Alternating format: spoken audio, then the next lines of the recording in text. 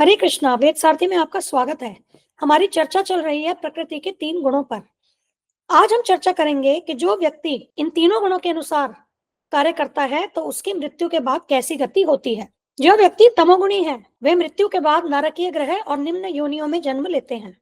रजोगुणी व्यक्ति भौतिक जगत में मनुष्य समाज में जन्म लेते हैं। सतोगुणी व्यक्ति इस पृथ्वी लोक से उच्च स्वर्ग लोक से लेके ब्रह्म लोक तक जो उच्च ग्रह हैं इनमें जन्म लेते हैं।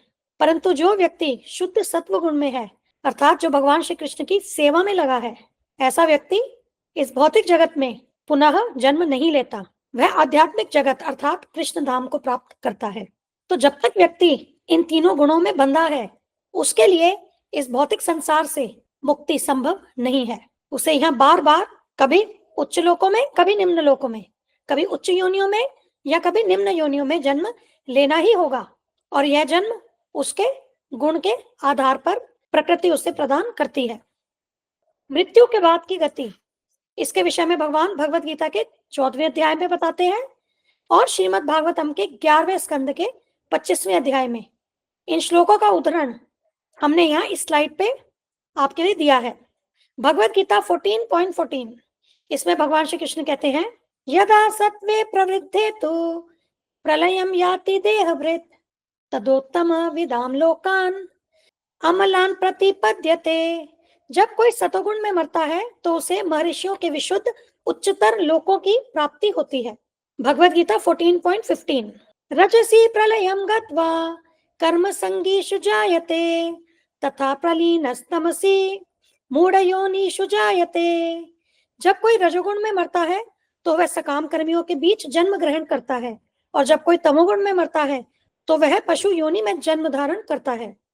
श्रीमद् भागवतम 11.25.22 मतलब श्रीमद् भागवतम 11वां स्कंद 25वां अध्याय उसके 22वें श्लोक में भगवान श्री कृष्ण कहते हैं, सत्वे प्रलीनाः स्वर्ग्यान्ति नरलोकम रजोलयाः तमोलयास्तु निरयम् यान्ति मामेव निर्गुणाः। जो लोग सतोगुण में रहते हुए इस जगत को छोड़ते हैं वे स्वर्ग लोक जाते हैं। जो रजोगुण में रहते हुए छोड़ते हैं वे मनुष्य लोक में रह जाते हैं और तमोगुण में मरने वाले नरक लोक में जाते हैं।